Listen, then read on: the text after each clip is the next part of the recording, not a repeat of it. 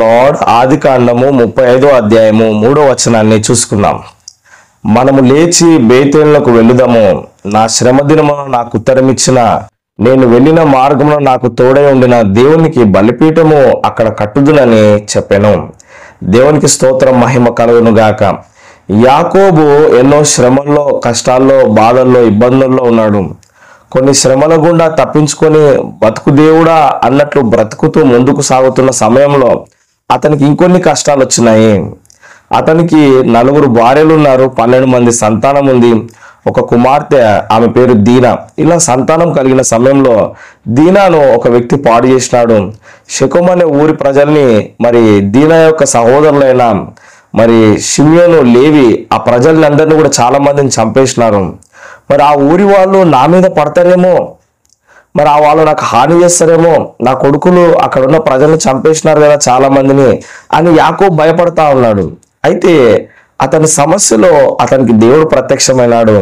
యాకోబుతో మాట్లాడినాడు. యాకోబు, నేను సర్వశక్తి గల దేవుడను, మరి నీవు బేతేలుకు వెళ్ళు, నీవు నాతో నిబంధన చేసుకున్న స్థలానికి వెళ్ళు, ఏశావు దగ్గర నుంచి నువ్వు పారిపోయినావు కదా, ఆ యొక్క స్థలం దగ్గరికి వెళ్ళు, అక్కడ ఒక బలిపీఠం కట్టు అని దేవుడు యాకోబుతో చెప్పినప్పుడు యాకోబు మరి దేవుని మాట ప్రకారము ముందుకెళ్తా ఉన్నాడు.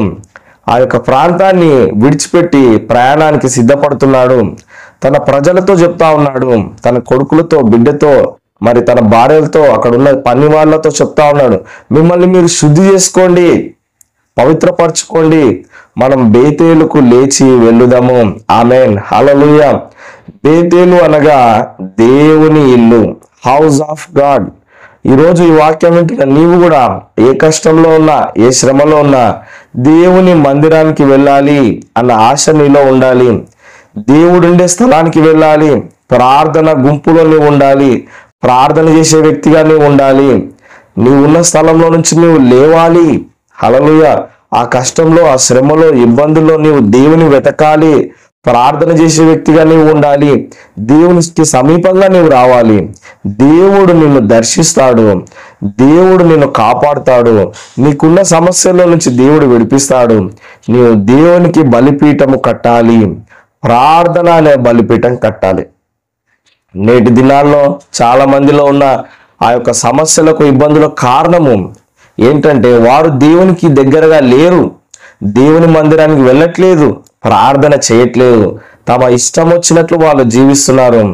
అందుకనే ఆ సమస్యల్లో వారు ఇరుక్కున్నారు.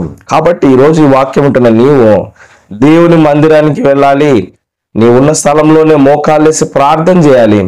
దేవుడు నీకు సహాయం చేయునుగాక. ఆమె చిన్న ప్రార్థన. పరిశుద్ధుడైన దేవా, ప్రేమగల తండ్రి, ఈ వాక్యం వింటున్న ప్రతి వ్యక్తిని దర్శించండి.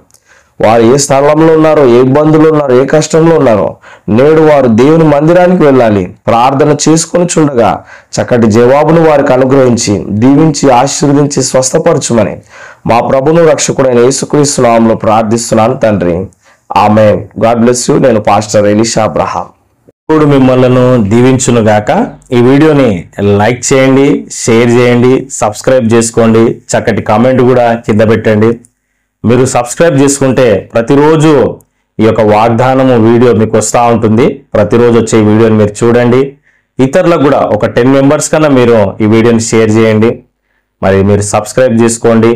మీ ప్రార్థన అవసరతలు ఏమన్నా ఉంటే నాకు ఫోన్ చేయండి, నేను మీకోసము ప్రార్థన చేస్తాను. మరి ప్రతిరోజు ఫోన్ కాన్ఫరెన్స్, వాట్సాప్ కాల్లో కూడా ప్రార్థన జరుగుతుంది. మరి మీరు కూడా అందులో జాయిన్ అయ్యి మరి ఆ లైవ్లో వాక్యం వినొచ్చు. నేను మీకోసం ప్రార్థన చేస్తాను. ఆ కాన్ఫరెన్స్లో కూడా ప్రతిరోజు ఉదయం 6 గంటలకు, మళ్ళీ రాత్రి 9 గంటలకు 2 టైమ్స్ ఉంది. మీరు అందులో జాయిన్ అవ్వచ్చు. వివరాలకై నాకు ఫోన్ చేయండి, నేను మీకు తెలియజేస్తాను. కింద కనిపిస్తున్న ఈ నంబర్కి 8818227777 ఈ నంబర్కి ఫోన్ చేసినట్లయితే నేను మీకోసం ప్రార్థన చేస్తాను. మరి కాన్ఫరెన్స్ వివరాలు కూడా మీరు కనుక్కోవచ్చు. మరి ప్రతిరోజు ఈ వీడియో మీకు వస్తూ ఉంది.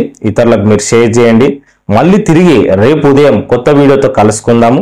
అంతవరకు దేవుని మహాకృప మీకు తోడే ఉండును గాక. ఆమేన్. God bless you.